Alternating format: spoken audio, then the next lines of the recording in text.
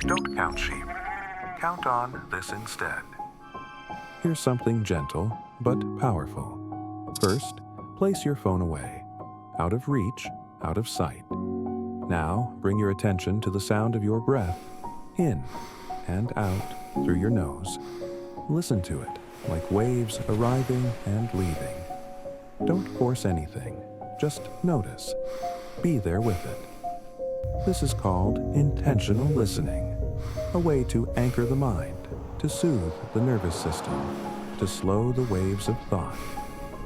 As you stay with your breath, your body begins to soften. You leave the noise of the day behind. And then something beautiful happens. You begin to drift, not fully awake, not yet asleep.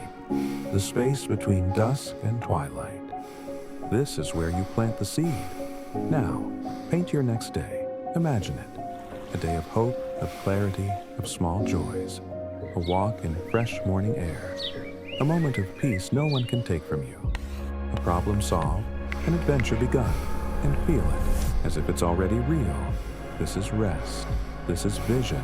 This is sleep meeting intention. Close your eyes. Breathe. Begin. Ruminate. The space between thought and transformation.